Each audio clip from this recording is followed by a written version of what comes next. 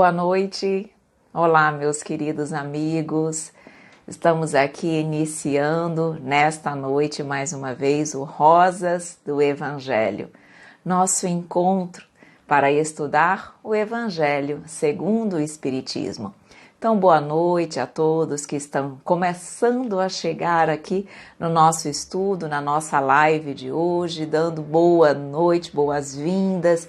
Olha, manualidade, arte chegando, Mariana, Bebatos, May, Anitta, Anne, Flávio, Soraya, nossos amigos queridos que sempre nos acompanham e estão aqui conosco para esse aprendizado. Olha a prima Fernanda chegando, Karen, tudo bem? Oi, Anne, obrigada por tudo. Imagina, Anne, nós é que agradecemos pelo carinho, pela confiança, pela sua participação aqui conosco. Vanessa chegando, Marlene também. Tudo bem, meus queridos amigos, sempre tão bom estarmos juntos, não é verdade? Então, nessa segunda-feira, nós vamos dar continuidade ao nosso estudo do Evangelho segundo o Espiritismo. E hoje nós vamos dar continuidade ao capítulo 18. Muitos os chamados e poucos os escolhidos. Vamos ver hoje dois aspectos, dois assuntos deste capítulo. Vamos ver o seguinte tema. Nem todos aqueles que dizem Senhor, Senhor entrarão no reino dos céus. E muito se pedirá aquele que muito recebeu. Então nós vamos estudar esses dois aspectos, esses dois pontos do Evangelho segundo o Espiritismo. Vamos realmente refletir sobre eles, porque muitas vezes nós nos portamos desta forma e precisamos ter isso em mente, precisamos refletir sobre isso para que possamos mudar a nossa postura, para que possamos verdadeiramente agir como Deus espera de nós. Então, mais umas boas-vindas para Carla, aqui Fran Rosa, oi Débora, minha querida amiga, tudo bem? Meg, tudo bem? Aqui Puri Sanobre Pinheiro, é isso? Olá, Ana Cláudia, tudo bom? Meus amores, sempre uma alegria muito grande. Vamos então fazer a nossa prece para que nós possamos iniciar o nosso estudo, conversar sobre esses dois temas. Vamos lá então? Lembrando que quem quiser, não esqueça de colocar a aguinha para fluidificar. Tá bom? Aproveitemos o Evangelho, o estudo do nosso Evangelho, também para receber esses fluidos magnéticos que a espiritualidade coloca para nós, realmente almejando a nossa saúde, tanto física quanto espiritual, ok? Então vamos fazer então a nossa prece. Acalmando os nossos corações, felizes, Mestre querido, por mais um estudo, por mais uma oportunidade de estarmos aqui ouvindo e refletindo sobre o Teu Evangelho. Mestre querido, o que seria de nós sem a Tua presença? O que seria de nós sem o Teu Evangelho, esse bálsamo de luz que Tu permites que seja derramado sobre nossas vidas para nos tirar das sombras, para nos tirar das dores e das enfermidades?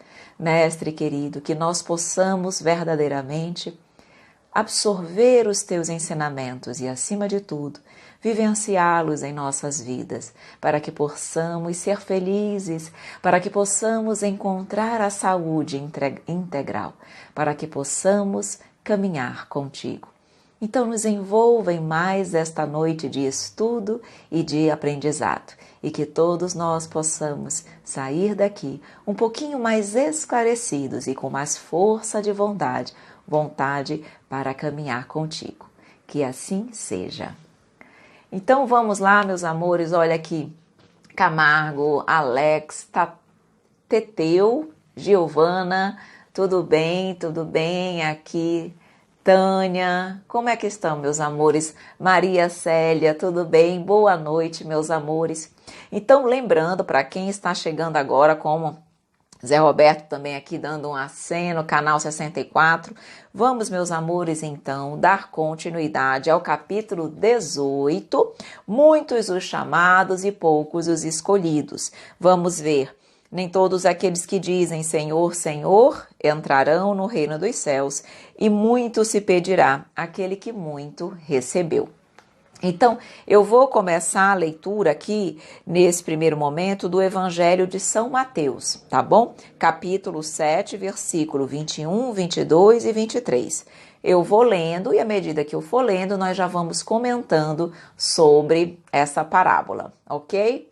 Olá, Arita Almeida, Ney Teixeira, Sara Souza, Juliana, tudo bem, meus amores? Sejam bem-vindos. Então, vamos lá.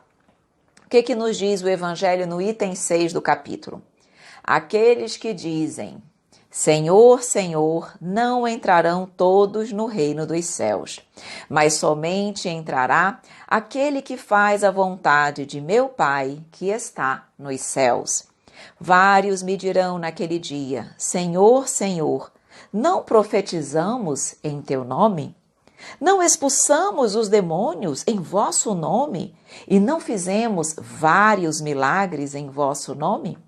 E então eu lhes direi claramente, retirai-vos de mim, vós que fazeis obras de iniquidade.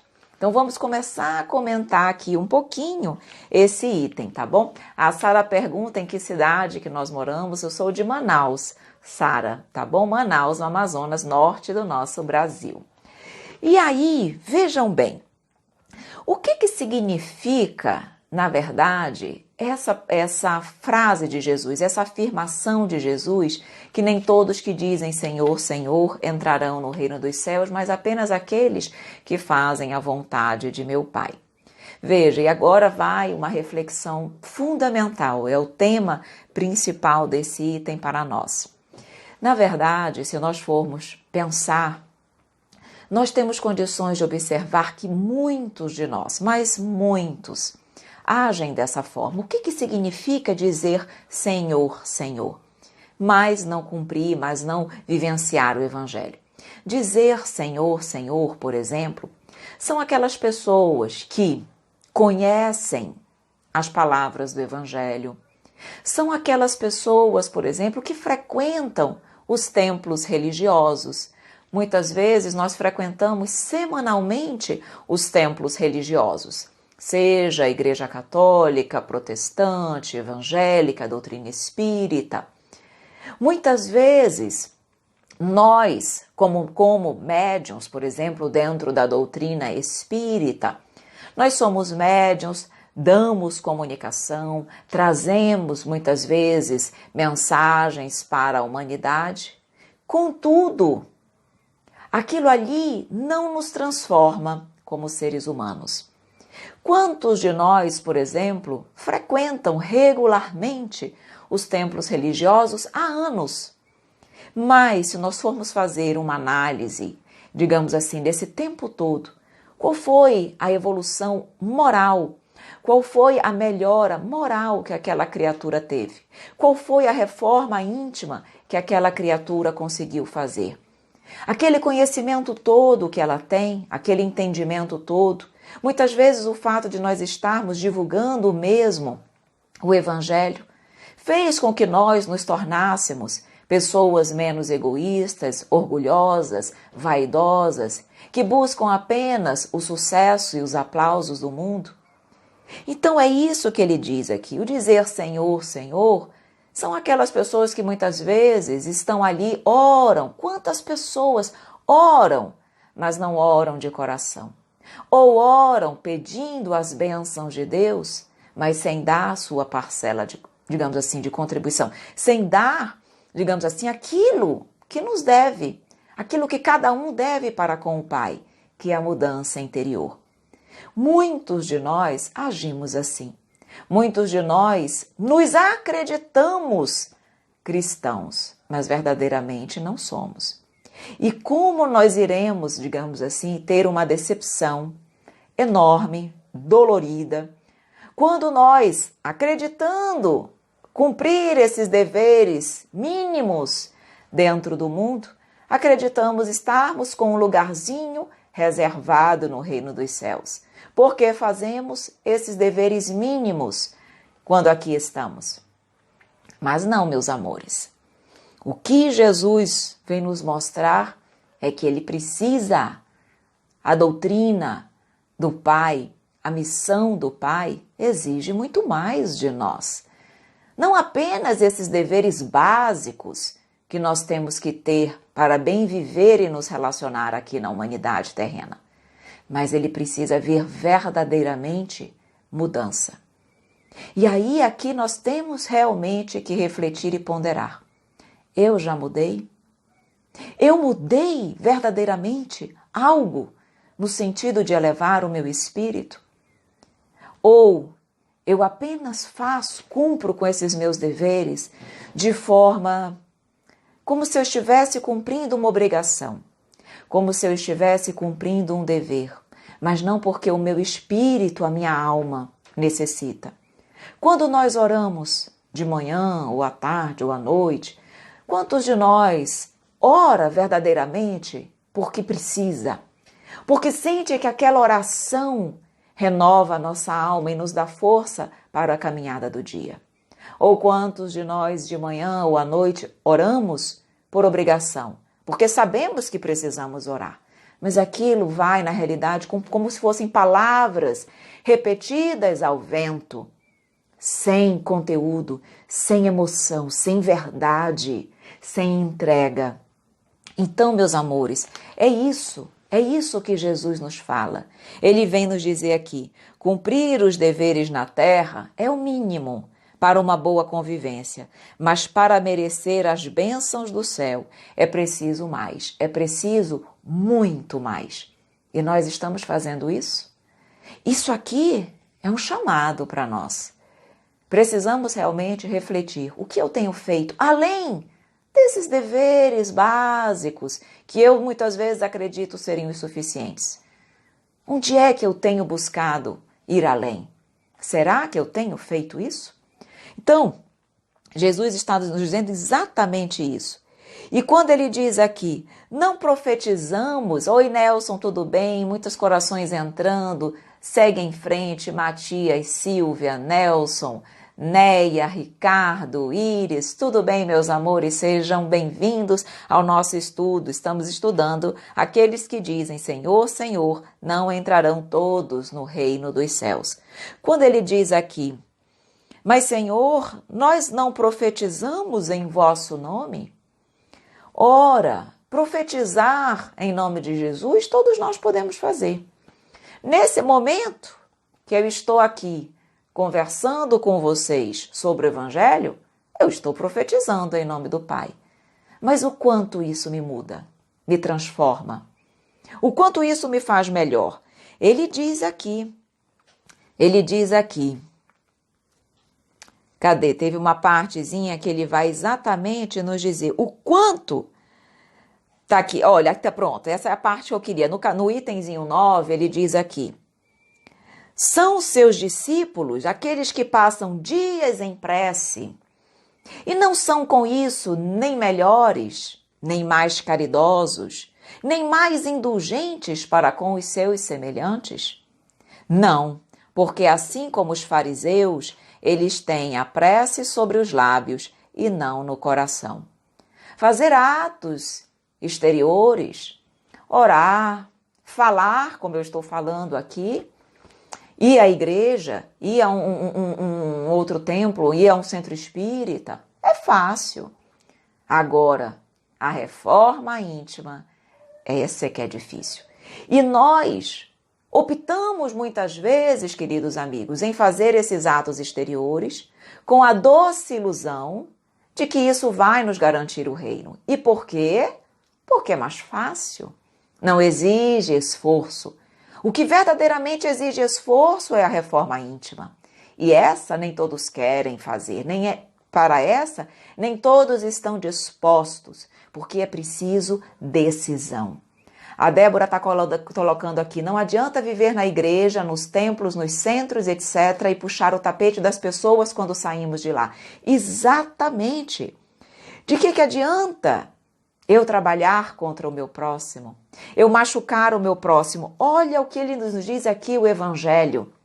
Ele diz o seguinte, Jesus, Quando nós viermos, por exemplo, com essas palavras, Jesus, mas eu não profetizei em teu nome, olha o que ele vai nos dizer. Eu não sei quem sois. Retirai-vos de mim, vós que cometeis iniquidades. Vós que desmentis as vossas palavras com as vossas ações. Ou seja, falo uma coisa e faço outra. Que caluniais o vosso próximo, como nos disse a Meia aqui. O que adianta eu viver no centro e eu puxar o tapete do meu irmão? Vós, cujo coração destila ódio e fel, que espoliais as viúvas e cometeis o adultério.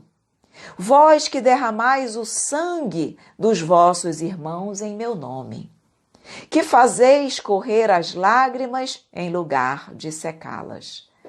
Quantas pessoas nós não fazemos chorar? Com as nossas palavras indevidas, grosseiras, com o nosso desequilíbrio emocional, muitas vezes com as nossas atitudes impensadas. Então, meus queridos amigos, cumprir esses, digamos assim, esses compromissos, esses deveres, isso não nos assegura o reino dos céus. O que é o reino dos céus? Não é um lugar, ok, meus queridos amigos? Não é um lugar circunscrito. O reino dos céus é a paz, é a felicidade, é a alegria, é o bem-estar. Para isso, eu preciso mudar. Para isso, eu preciso caminhar, ok? A Taisa Vera diz, quero fazer minha reforma íntima. Eu também, Taisa. Eu também. E principalmente, isso exige decisão, esforço. Aqui a Débora diz, é só querer fazer. É muito bom. É verdade. Precisamos querer, mas esse querer não pode ser um querer, digamos assim, fraco. Não. Sabe por quê? Tem que ser uma decisão firme, segura. Por quê? Porque as dificuldades da vida vão vir. Vão vir as dificuldades, virão as incompreensões, virão os desafios no trabalho, na nossa família, no nosso convívio com amigos. Virão. E aí, naquele momento, eu preciso estar muito bem certa, com a minha decisão muito clara, com os objetivos que eu tenho e que eu estabeleci para mim nessa vida. De Gaspari disse aqui, determinação. É isso. Eu preciso ter determinação daquilo que eu quero. Porque senão, meus amigos, no decorrer dessa caminhada, eu vou me perder.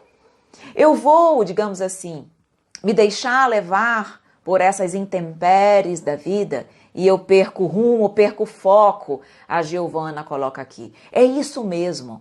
Eu não posso perder o foco, porque senão eu saio dessa caminhada. Não é fácil ainda para nós, mas ela vai ser um dia.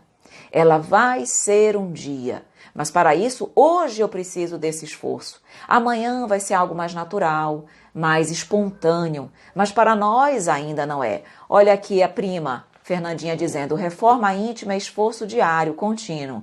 Esforço diário, contínuo e reflexões diárias. Todo dia perguntar a nós mesmos, o que eu fiz de bom? Será que eu fiz todo o bem que eu podia? Será que eu feri alguma pessoa, alguém com palavras? Se eu não feri ninguém com palavras, eu pensei alguma coisa ruim, equivocada das pessoas?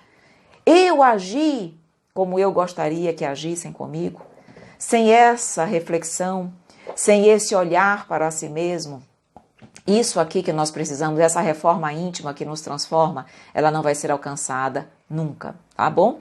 Olha, o Gilvan coloca aqui, que estejamos fortes e decididos para que precisamos nos dedicar, caridade e evolução. Exatamente, caridade, evolução, reforma íntima. E nós só vamos alcançar essa reforma íntima com decisão e com amor. Só o amor, queridos amigos, nos transforma e nos faz pessoas melhores.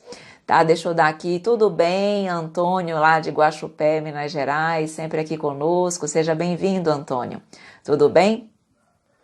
Aqui é Giovana, boa não, Antônio, boa noite, deve ser Antônio, tudo bem? Então vamos continuar aqui na nossa leitura, para que nós continuemos as nossas reflexões sobre isso. Olha aqui, Denis coloca, Santo Agostinho faz isso, uma pausa no final do dia e uma reflexão, o que eu fiz de bom e o que eu deixei de fazer. Exatamente, essa recomendação é de Santo Agostinho, está lá no Evangelho, no Livro dos Espíritos, exatamente quando Kardec questiona qual é a melhor maneira de eu crescer e de eu conseguir domar as minhas más inclinações. E ele diz exatamente isso, conhece-te a ti mesmo. E ele vai nos dando essas orientações. É Santo Agostinho mesmo que nos traz essas orientações. Então, a Néia diz, não existe salvação sem caridade, não existe. Porque só a caridade verdadeiramente nos faz pessoas amorosas, pessoas que vivenciam o amor. E só o amor faz com que haja entrega, abnegação, renúncia, realmente esquecimento de si mesmo em prol do outro. E com isso, evolução. A Anita pergunta, não repetir o mesmo erro já é uma reforma íntima? Claro, Anita, claro que sim, com certeza. E vejam, deixa eu também falar uma coisa importante para vocês, que as pessoas com quem nós convivemos sempre nos trazem muitas vezes essa reflexão. E elas se sentem muitas vezes fracassadas, derrotadas, porque elas ainda, mesmo desejando verdadeiramente, ainda não conseguem deixar de errar. E aí elas se sentem fracassadas porque elas dizem, puxa vida, Evelyn, eu já sei que eu não devo fazer isso. Eu já sei que esse não é o caminho adequado, que o mestre querido nos ensinou outra coisa. Por que que eu ainda caio neste erro, mesmo sabendo qual é o certo? Então, muitas vezes elas se sentem realmente não incapazes, mas como se elas não fossem merecedoras do Pai, se sentem culpadas. A culpa é muito forte exatamente pelo conhecimento que elas já têm, que é o que ele diz aqui, muito se pedirá àquele que já conhece, que aquele que já conhece, ou seja, eu já sei tanto, eu já conheço tanto e eu ainda erro. E aí eu digo o seguinte, calma, tudo a seu tempo. E principalmente, nós precisamos compreender que, pela nossa imperfeição, nós ainda não conseguimos tão rapidamente deixar de errar, tão rapidamente deixar muitas vezes de cometer aquele erro que é para nós muitas vezes o nosso grande obstáculo, o nosso grande desafio na vida atual. E aí eu digo, faça o seguinte, anote, comece a anotar quando você erra. Seja qual for, digamos assim, o vício mais difícil ou o obstáculo mais difícil, o erro mais difícil para você, anote. E comece a se esforçar para aumentar o espaço de tempo entre uma queda e outra. Então, por exemplo, eu vou dar um exemplo aqui. Então, vamos supor que eu tenha a dificuldade, por exemplo, de vencer o vício do cigarro. Anote, hoje eu fumei, mas eu vou me esforçar. E veja quantos dias, quantas semanas, quantos meses você consegue ficar sem fumar. Quando você cair, e é provável que você caia, por quê? Porque nós ainda somos imperfeitos, anote. E veja, puxa vida, essa vez eu fiquei 7 dias sem fumar. E coloque uma meta. Eu não vou cair, eu vou conseguir na próxima vez ficar mais de 7 dias. E vá colocando. Na próxima vez que você cair, pode ser que você caia com 10 dias, com 8 dias, com 9 dias. Mas não houve um progresso em relação à queda anterior? Na queda anterior, nós não caímos em 7 dias, agora eu caio em 8, em 9, em 10. Já não houve um progresso? Então aquilo ali, queridos amigos, é um progresso pequeno, mas é um progresso real. É algo que já nós temos que encarar aquilo como uma vitória, não como uma queda, não como uma perda, não como algo que tem que realmente nos desestruturar. Porque normalmente nós pensamos assim, puxa vida, errei de novo. É tudo bem, errei de novo, mas pelo menos consegui espaçar. E anote, diz, a próxima vez eu vou conseguir mais de 8, 9, 10 dias. Ou seja, o que eu quero dizer com isso? Que nós estamos estabelecendo metas pequenas. Aqui a Giovana coloca, é lento, mas é necessário. É isso. Passos curtos.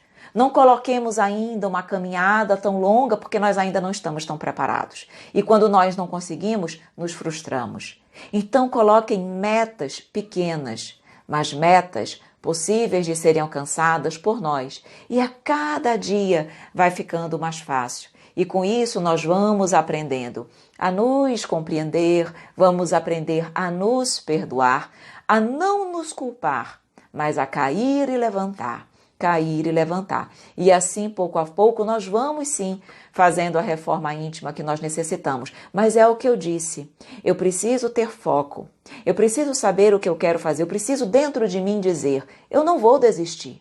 Por mais difícil que seja, por mais imperfeita que eu seja, por mais que eu caia inúmeras vezes, eu vou levantar em todas elas. No chão, eu não vou ficar, eu vou levantar. Isso é decisão. Decisão de crescer, perseverança, determinação, escolha. Mas é esforço? Muito! Mas nós vamos chegar lá. Giovana diz, errar não é bom, mas nos faz crescer ao reconhecer os nossos erros. Exatamente. Faz parte do processo. E o Gilvan coloca de uma forma muito interessante quando ele diz, nossos amigos também ajudam na reforma íntima. Às vezes precisamos escutar mais quem nos quer tão bem. Exatamente. Até porque, meus queridos amigos, nós crescemos não apenas através dos erros, mas nós crescemos também através das orientações dos mais experientes, da vivência dos mais experientes, dos exemplos e das dores dos nossos irmãos. Então temos muitas maneiras de crescer, mas nós precisamos verdadeiramente querer crescer. Aqui a Neia pergunta, nossos espíritos simpáticos nos ajudam nessa reforma íntima? O tempo inteiro, Neia, o tempo inteiro eles trabalham por nós. Eles trabalham 24 horas pelo nosso crescimento. Quanto mais superiores eles são, quanto mais evoluídos, mais eles se dedicam à humanidade, mais eles se dedicam, Neia, aos espíritos mais inferiores, mais necessitados, que é o nosso caso. Então, com certeza, eles nos ajudam e muito, tá bom? Soraya também ressaltando que não devemos fechar os olhos aos nossos próprios erros. Temos que acordar o quanto antes. Sem esse enfrentamento pessoal, não sairemos do lugar. A Nailza coloca, vivenciar o Evangelho a cada dia. Não ler, mas e aprender com o exemplo de Jesus. Sim, interessante, não apenas ler o Evangelho, conhecer o Evangelho, ter as palavras do Evangelho nos lábios, mas vivenciar, certo? Aqui, oi Roberto de Pinhais, Paraná, tudo bem? Como é que você está? Então vamos continuar a nossa leitura aqui. Aí, Jesus também, ainda no Evangelho de São Mateus, diz o seguinte, todo aquele que, pois, ouve estas palavras que eu digo e as pratica, será comparado a um homem sábio que construiu sua casa sobre a rocha. E logo que a chuva caiu e que os rios transbordaram, que os ventos sopraram e se abateram sobre essa casa, ela não tombou, porque estava fundada sobre a rocha. Mas todo aquele que ouve estas palavras que eu digo e não as pratica, será semelhante a um homem insensato que construiu sua casa sobre areia. E logo que a chuva caiu, que os rios transbordaram, que os ventos sopraram e se abateram sobre essa casa, ela ruiu e sua ruína foi grande. Aquele, pois, que violar um desses menores mandamentos e que ensinar aos homens a violá-los, será considerado no reino dos céus como o último. Mas aquele que os executar e ensinar será grande no reino dos céus. E é para isso que o Mestre nos chama. O Mestre nos chama para que nós possamos, quando ele diz aqui, executar e ensinar o seu Evangelho. Lembrando, meus queridos amigos, que nós podemos ensinar não apenas com palavras, tá? No sentido de divulgar o Evangelho com palavras, mas acima de tudo com ações, com exemplos. Aquele que exemplifica, não precisa dizer nada, absolutamente nada. O exemplo já fala, já diz tudo, e é o que verdadeiramente transforma, tá bom? A Pamela, a Priscila aqui, olá Evelyn, tudo bem? Boa noite, minha querida. Giovana colocando então, colocar sempre em prática o Evangelho. A Néia aqui agradecendo pelo auxílio no esclarecimento, ajudando todos nós a entender, compreender melhor o Evangelho. Muito obrigada, minha querida. Estamos aqui realmente com esse objetivo, sempre procurando também, como nós colocamos e o Evangelho diz, colocar, trazer a palavra, mas essencialmente praticar. Eu, quando falo, sou a primeira que escuto, ou seja, ter a certeza que isso aqui não é para os outros. O Evangelho não é para ser aplicado aos outros. O Evangelho é para ser aplicado por nós. Então, todas as vezes que eu falo, todas as vezes eu também tenho a oportunidade de refletir. Que eu não perca essa oportunidade, né? Giovana diz, estamos sobre as leis divinas, devemos seguir para ver merecimento. Exatamente. E aí, por fim, Jesus, aqui o Evangelho, na realidade, vai nos dizendo, para vós, aqueles que não praticaram, que apenas dizem Senhor, Senhor, mas não vivenciam suas leis, ele diz, para vós haverá prantos e ranger de dentes, porque o reino de Deus é para aqueles que são dóceis, humildes e caridosos. Não espereis dobrar a justiça do Senhor pela multiplicidade das vossas palavras e das vossas genuflexões. O único caminho que vos está aberto para encontrar graça diante dele é a prática sincera da lei de amor e de caridade. É o único caminho, lei de amor e de caridade. As palavras de Jesus são eternas, porque são a verdade. Elas são não somente a salvaguarda da vida celeste, mas a garantia da paz, da tranquilidade e da estabilidade nas coisas da vida terrestre. E essa parte é tão bonita, porque ela nos mostra que aqueles que praticam o Evangelho não terão felicidade, bem-estar, paz apenas no plano espiritual. Quando nós retornarmos à casa espiritual, como se aqui precisássemos passar por sofrimentos o tempo inteiro para que só lá pudéssemos ser felizes. E essa parte nos diz que não. Quando nós praticamos a lei de Deus, nós já conseguimos ser felizes aqui. Claro que não a felicidade plena, porque nós sabemos que no mundo de expiações e de provas isso ainda não é possível. Mas já somos e já temos condições de sermos muito felizes.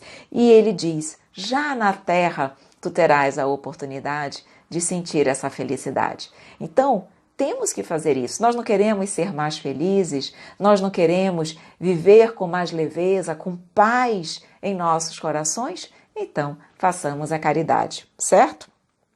Então, eu coloco aqui para nós finalizarmos esse item, adentrarmos no muito se pedirá aquele que muito recebeu. Rótulos não valem. Tá? Posso ter todo o conhecimento, todos os certificados de aprendizado, de intelectualidade. Rótulos não valem, só a lei de amor. Coloquei aqui.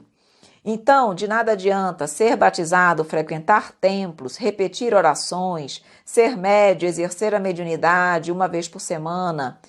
Como que eu digo assim? De que adianta se eu não me modificar? Faço tanto...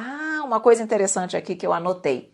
Às vezes nós fazemos esses compromissos que nós muitas vezes já achamos suficiente, e aí quando vem as dores, as dificuldades, muitas vezes nós pensamos, mas como é que isso está acontecendo comigo? Eu faço tanto, eu vou aos templos, eu oro tanto, como é que isso acontece comigo? Por que que Deus permite que isso aconteça comigo? É o questionamento. Tu fazes o básico, mas tu não te reformas intimamente. Por isso que tu ainda precisas ser visitado pela dor, porque só ela vai verdadeiramente te transformar, já que todo o arcabouço de conhecimento que eu te coloquei à tua disposição não serviram verdadeiramente para te modificar, ok? Aqui, deixa eu só ler aqui, a Nailza diz, sabe, Evelyn, Chico era assim, sua doçura era tanta que todos que passavam por ele eram tocados a fazer a caridade, e ele nunca pediu, exatamente, e assim é isso que Deus espera de nós, que nós possamos ser esses seres de amor, de vivência, de caridade, de doçura, de paz, para que possamos realmente também levar a luz, levar o amor às pessoas, tá bom? Aqui, estante da Adri colocando, trabalhando no conhecimento de nós mesmos, estamos construindo um mundo de regeneração, certamente. Meus amores, vamos então iniciar o muito se pedirá àquele que muito recebeu? E esse título, esse tema, na realidade, muito se pedirá àquele que muito recebeu, vai trabalhar aqui essencialmente o livre-arbítrio e a lei de causa e efeito, tá? Então, essa temática que vai estar essencialmente sendo abordada nesse tópico do Evangelho, ok? Então, deixa eu só ler aqui a da Meg antes de nós iniciarmos a leitura. Meg diz assim: às vezes Deus permite a dor para evoluirmos com ela e daí tirarmos a nossa reforma íntima. Exatamente, como nós tínhamos dito. Temos muitas vezes tantas oportunidades para evoluir pelo amor, mas se o nosso livre-arbítrio escolhe a dor, Deus compreende e manda a dor para nós.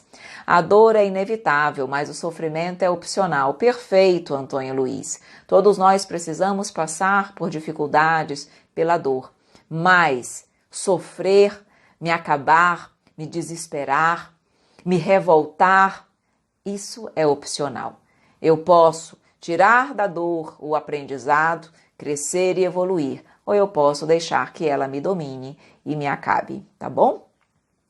Às vezes Deus permite que as coisas na vida da gente, Deus permite determinadas coisas na vida da gente para que nós possamos buscar a finalidade real, ou seja, o crescimento real, ou seja, determinadas coisas na nossa vida vêm para que possa nos direcionar para os verdadeiros objetivos, para aquilo que realmente importa, para nos tirar muitas vezes daquele caminho do erro que nós estamos perdidos no mundo e nos direcionar para aquilo que realmente nós necessitamos para a reforma, tá bom? Para a mudança, para o progresso. Então vamos lá. Iniciando o muito se pedirá àquele que muito recebeu. O item 10 do Evangelho segundo o Espiritismo, do capítulo Muitos os chamados e poucos os escolhidos. Então acompanhem aí conosco. Então nos diz aqui lá no Evangelho de São Lucas, capítulo 12, versículo 47, 48. O servidor que soube a vontade de seu senhor e que, todavia, não estiver preparado e não tiver feito o que esperava dele, será abatido rudemente. Mas aquele que não soube sua vontade e que tiver feito coisas dignas de castigo, será menos punido. Muito se pedirá àquele a quem se tiver muito dado, e se fará prestar maiores contas àqueles a quem se tiver confiado mais coisas. E aí ainda, agora, já no Evangelho de São João, no capítulo 9, versículo 39, 40 e 41, diz o seguinte: eu vim a este mundo para exercer um julgamento, a fim de que aqueles que não veem, vejam, e aqueles que veem se tornem cegos. Alguns fariseus que estavam com ele ouviram estas palavras e lhe disseram: somos nós, pois, também cegos? Jesus lhes respondeu: se fosseis cegos, não teríeis pecado. Mas agora dizeis que vedes, e é por isso que vosso pecado permanece em vós. Então, nós vamos explicar esses dois itens. O primeiro, normalmente as pessoas têm mais facilidade para entender, para compreender, mas esse segundo item que eu li aqui do Evangelho de São João, já as pessoas têm um pouquinho mais de dificuldade de compreender, de entender o alcance das palavras de Jesus. E nós vamos exatamente explicar para que fique bem claro para todos.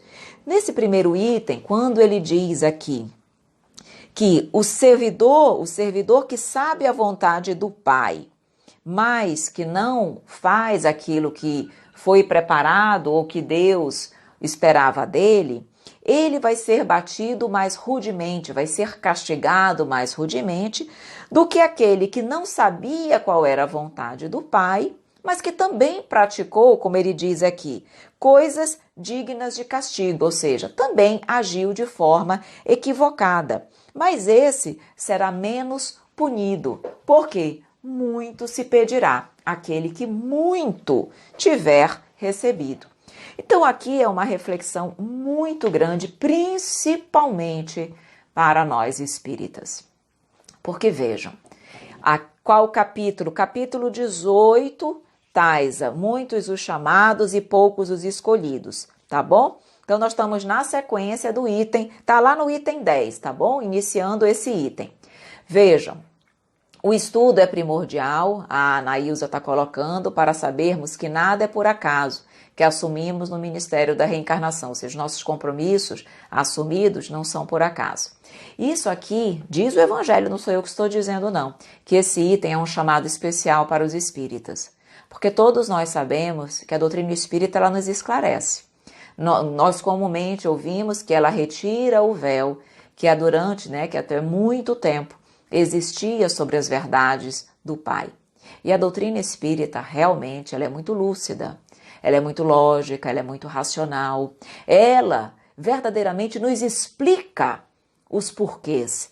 Ela não diz apenas é isso porque é isso, mas exatamente como, porquê, quais as condições, o que nos leva a uma determinada condição ou outra, ou seja, ela nos esclarece. E nós não estamos tendo, portanto, conhecimento apenas da lei de Deus, porque nós não estamos, digamos assim, conhecendo apenas o Evangelho como todas as religiões. O Evangelho é trazido para todos. O Evangelho de Jesus está aí, à disposição de todo mundo.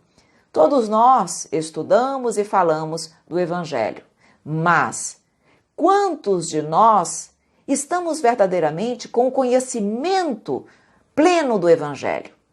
Quantos conseguem, por exemplo, estou dando aqui uma pausa rapidamente, eu estou vendo que as pessoas estão comentando que às vezes está travando um pouquinho. Vamos então evitar de colocar os coraçõezinhos, embora eu sempre goste muito, mas eu sei que isso trava um pouco, tá bom? Mas continuem firmes porque aqui aparentemente está tudo ok, tá bom? E eu vou repetir, tá bom, Taisa? Não se preocupe não, minha querida. Então vamos evitar de colocar os coraçõezinhos, as curtidas, para ver se evita de travar, tá bom? Mas o que eu estava dizendo aqui? É o seguinte, então. Na verdade, o Evangelho de Jesus, o Evangelho do Pai, o Evangelho Redivivo, ele está presente em todas as religiões cristãs, certo? Todos nós sabemos, na verdade, qual é a mensagem de fundo do Mestre: justiça, amor e caridade. Só que a doutrina espírita ela vai além. A doutrina espírita ela nos fala exatamente o que todas as outras religiões nos falam, mas ela nos explica, ela nos informa as razões, os motivos, os porquês, ela nos explica sobre a vida espiritual, ou seja, ela nos traz informações muito maiores do que as outras. Portanto, nós que estamos tendo acesso a essas informações, não temos mais responsabilidade de bem aplicá-la? Nós que estamos aqui conhecendo essas verdades, não temos uma responsabilidade maior de fazê-la frutificar?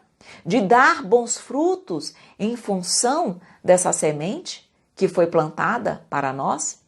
Então, quando ele diz o seguinte, preste atenção, filho querido, e ele fala isso que eu estou falando aqui, ele diz lá no finzinho, quando ele diz aqui, aos espíritas, pois será pedido muito, porque receberam muito, mas também àqueles que tiverem aproveitado será dado muito. Então isso aqui é uma chamada para nós espíritas. Então, meus queridos amigos, nós não temos as mesmas desculpas do outro que não entende, por exemplo, sobre a imortalidade da alma. do outro que, por exemplo, não acredita ou não conhece a vida no plano espiritual. Nós que já conhecemos, nós que já entendemos, não podemos agir de forma irresponsável como outros agem, porque nós já sabemos. E não adianta nós realmente querermos nos excusar como se nós não tivéssemos responsabilidade. Temos. Então, certamente, o nosso compromisso na vivência do Evangelho é maior.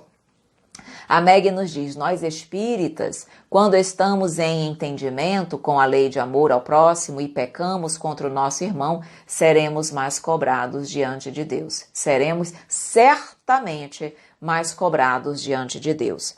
E nesse segundo item aqui que eu vou explicar para vocês, quando ele diz aqui, eu vim a este mundo para exercer um julgamento, a fim de que aqueles que não veem, vejam, e aqueles que veem se tornem cegos. O que Jesus quis dizer com isso? As pessoas têm dificuldade de entender. Mas ele diz aqui, a fim de que aqueles que não veem, vejam. Significa, nessa primeira parte, nesse primeiro ponto, que todos aqueles que não veem, que desconhecem as verdades de Deus, que desconhecem a lei de Deus, que desconhecem a sua justiça, são cegos. Por quê? Porque a verdadeira clareza, a verdadeira visão, não é a visão do mundo, mas é a visão do Espírito, é a visão espiritual, é a visão da lei de Deus.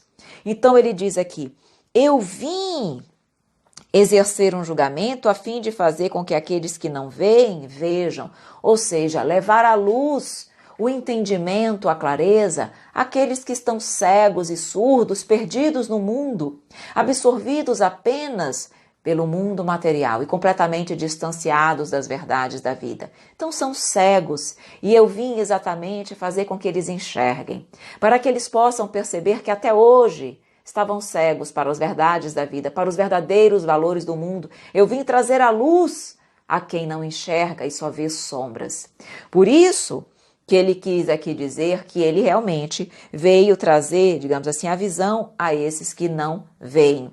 E o que ele quer dizer aqui? E aqueles que veem se tornem cegos. Essa parte aqui é interessantíssima, porque ele diz o seguinte, aqueles que veem se tornem cegos. Esses que veem, mas que veem o mundo material, esses que veem, mas não as verdades do Espírito, e esses que veem e continuam praticando iniquidades, errando, não praticando a lei de justiça, de amor e de caridade, esses eu prefiro que sejam cegos. É melhor que eles sejam cegos para o mundo, para que eles possam ver o Espírito.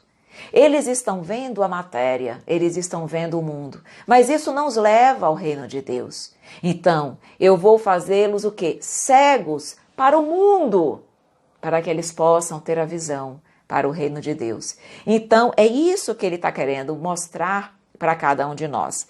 E na sequência, quando ele diz aqui, alguns fariseus que estavam com ele ouviram estas palavras e lhe disseram, somos nós, pois, também cegos? E Jesus lhe respondeu, se fosseis cegos, não terias pecado. Mas agora dizes que vedes, e é por isso que o vosso pecado permanece em vós. Sabe o que ele quis dizer aqui para os fariseus? Ele diz aqui, somos nós também cegos? Ele disse, não. Se vocês fossem cegos, cegos o quê? Para as verdades do Espírito, vocês não teriam pecado. Por quê? Porque vocês não tinham o conhecimento necessário. Quando nós não temos o conhecimento, nós não vamos ser responsabilizados da mesma forma. É o que nós vimos lá agora no item anterior. Cada um vai ser responsabilizado conforme o seu conhecimento. Se vocês fossem cegos, vocês não saberiam das verdades. E se vocês não sabem das verdades, eu não vou responsabilizá-los pelos erros cometidos, porque vocês não tinham o conhecimento, vocês não tinham a visão da vida espiritual. Então ele diz, se fosseis cegos, não terias pecado, porque não terias responsabilidade, conhecimento e, portanto, exigência de fazer o certo. Mas ele diz, mas agora dizeis que vedes, e é por isso que o vosso pecado permanece. Ele diz, quando ele diz, dizei que vedes, é o quê? Os fariseus tinham conhecimento da lei. Os fariseus conheciam o evangelho, conheciam as verdades e não a praticavam. Logo, viam a verdade, mas continuavam em pecado. Como ele diz aqui, mas se vocês veem, e nós vemos, todos nós que estamos aqui, nós vemos, nós sabemos qual é a verdade. E ele diz, e você ainda continua em pecado? Será que nós não estamos agindo como os fariseus? Que veem, mas continuam em pecado? Que veem e continuam sem reforma? Que veem e continuamos a deixar que o orgulho e o egoísmo nos domine? Então, mais uma vez ele diz, vocês fariseus que veem, mas que continuam em pecado, são mais responsáveis perante o Pai do que aqueles que são cegos e não conhecem a verdade. Entenderam agora qual é o sentido dessa passagem do Mestre querido? Então a Anaísa diz assim, ele veio para cumprir as leis.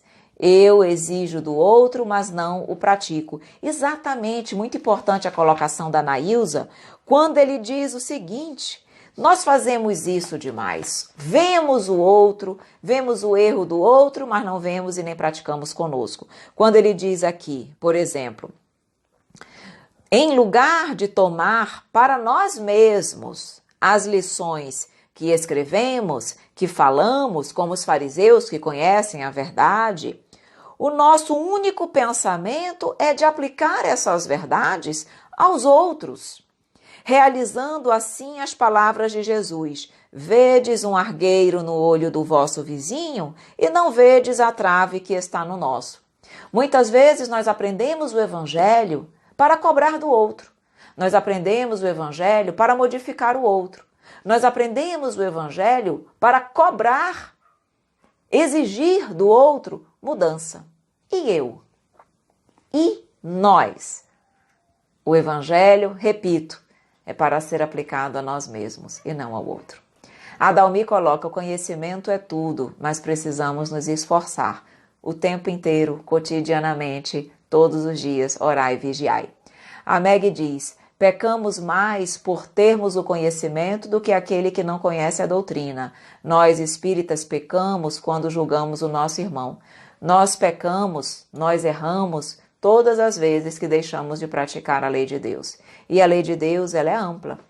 Ampla em termos, no sentido de dizer que são várias atitudes, posturas que nós precisamos adotar para verdadeiramente aplicá-la. Lembrando aqui do homem de bem, que o Evangelho nós já estudamos, o homem de bem, já ficou no capítulo anterior de sede perfeitos, mas ele traz ali as virtudes, as qualidades do homem de bem. E são várias, e ali não é uma descrição taxativa, é exemplificativa, ou seja, ainda há outras, mas quem consegue aplicar o que ali está, já está no caminho de conquistar as demais. Então, meus queridos amigos, nós temos um compromisso muito maior. Não podemos julgar, não podemos condenar, temos que aprender a perdoar, não devemos guardar ódio em nossos corações, não devemos ficar com mágoa, precisamos compreender as dificuldades do outro, precisamos entender a pequenez do outro, precisamos, temos esse compromisso com o Pai. Olha o que nos diz aqui o Evangelho.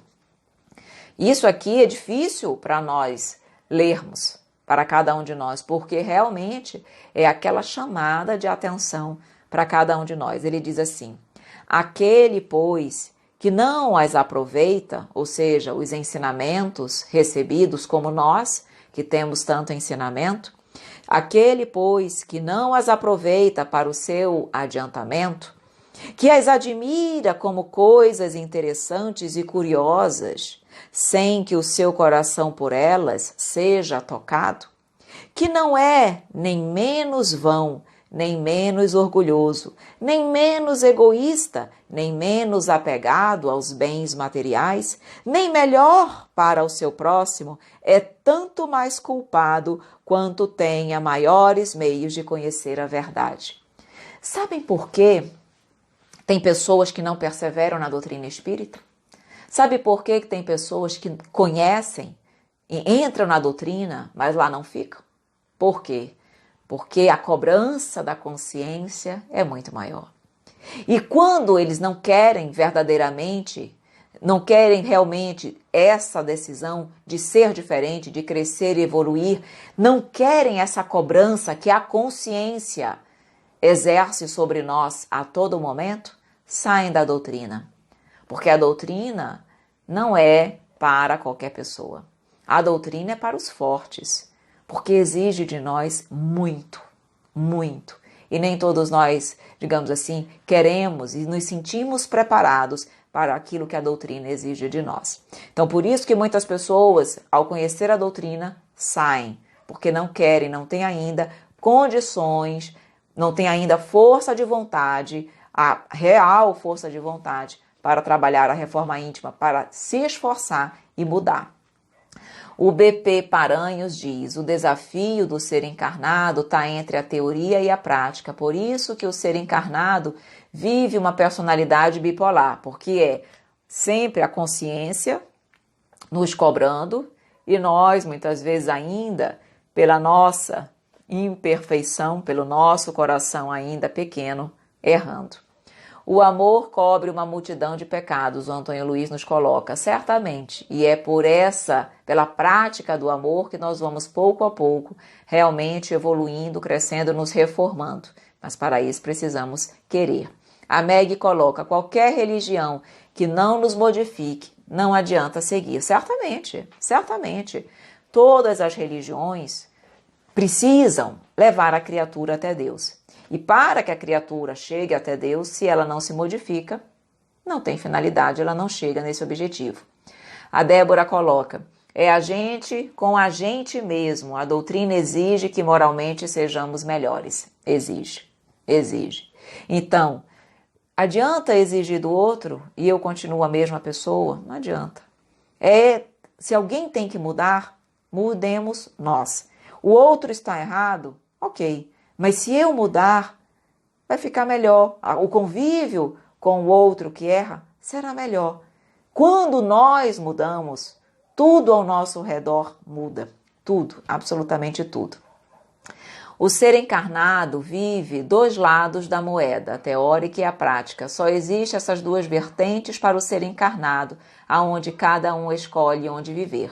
Em uma projeção astral, Wagner Borges encontrou com... Acho que o BP Paranhos vai continuar digitando aqui. O evangelho é atitude. Perfeito, Débora. O evangelho é atitude.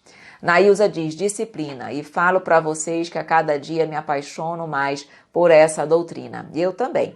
Me apaixono, mas gosto de conhecer e também tenho consciência da responsabilidade que todos nós adquirimos à medida que vamos crescendo no entendimento desta doutrina. Então, mas ao mesmo tempo, fica mais fácil, porque quanto mais entendimento eu tenho, mais clareza, mais reflexões eu tenho e mais fácil fica para mim entender, digamos assim, os desafios que a vida me põe. E aí, diante desses desafios, se eu tiver um raciocínio, lógica, uma vontade realmente de crescer, eu pondero sobre as coisas que acontecem comigo. E aí eu terei mais facilmente condições de escolher, de adotar as posturas adequadas e corretas para a solução daquele problema. Sem o desequilíbrio, sem realmente a escolha equivocada, que não o caminho do evangelho. Tá bom? Soraya diz, servimos de exemplo com a nossa mudança. E é o melhor exemplo, não palavras, o exemplo, sempre. Nós conseguimos mudar e transformar as pessoas pela vivência do Evangelho, certo? Meus queridos, vou ler a última frasezinha aqui para nós irmos fazer a nossa prece, porque realmente já estamos no nosso horário. Então ele diz aqui, só para esclarecer essa partezinha final que eu li, quando ele diz aqui, por estas outras palavras, se fosseis cegos, não teríeis pecado, Jesus quer dizer que a culpabilidade está em razão das luzes que se possui. Ora, os fariseus, que tinham a pretensão de ser, e que eram, com efeito, a parte mais esclarecida da nação, eram mais repreensíveis aos olhos de Deus do que o povo ignorante. Ocorre o mesmo hoje. Por isso ele diz, aos espíritas será pedido muito porque receberam muito, mas também àqueles que tiverem aproveitado será dado muito. O primeiro pensamento de todo espírita sincero deve ser o de procurar nos conselhos dados pelos espíritos se não há alguma coisa que possa lhe dizer respeito. E sempre tem algo que nos diz respeito, sempre, porque o Evangelho é para nós. O Espiritismo vem multiplicar o número dos chamados, pela fé que proporciona, multiplicará também o número dos escolhidos. Então, que nós possamos trabalhar verdadeiramente por isso, para que não apenas se amplie o número de chamados, mas que se amplie o número de escolhidos. Que nós possamos também sermos escolhidos, não em função das palavras que dizemos e não apenas em função das nossas atitudes apenas exteriores, mas essencialmente pela nossa reforma íntima, pela nossa mudança, pelo nosso crescimento, pela vivência do Evangelho em nossas vidas, em nossos corações. Certo, meus queridos amigos? Vamos terminando o nosso estudo de hoje. Sempre muito bom estar com vocês. Para mim é uma grande alegria. Lembrando, semana que vem, segunda-feira, temos Rosas da Justiça Divina, tá bom? Estudo do livro O Céu e o Inferno, ok? Então vamos fazer a nossa prece, meus amigos queridos. Então, fechando os nossos olhos, mais uma vez agradecendo a Deus com muita alegria, muita gratidão, a oportunidade deste estudo. Como é bom, Pai querido, contar com a Tua companhia, com o esclarecimento das palavras do Teu Evangelho. A doutrina espírita realmente é luz em nosso caminho, nos tira da cegueira e realmente nos direciona para Ti. Que possamos não apenas conhecer as verdades, mas vivenciá-las em todos os dias de nossas vidas. Que Tu nos envolva hoje e por todo sempre, que assim seja. Meus amores queridos, que assim seja. Um grande abraço, Priscila, Pamela, não sei se é Pamela ou Priscila, Pamela, mas enfim, agradecida, eu que agradeço, Débora também agradecendo. Meus amores, gratidão sempre. Muito, muito obrigada pela presença, pelas participações, por vocês estarem aqui sempre conosco. Para mim é maravilhoso e eu fico muito feliz sempre em contar com a companhia de vocês. Um grande abraço e semana que vem estaremos juntos de novo, tá bom? Beijo grande!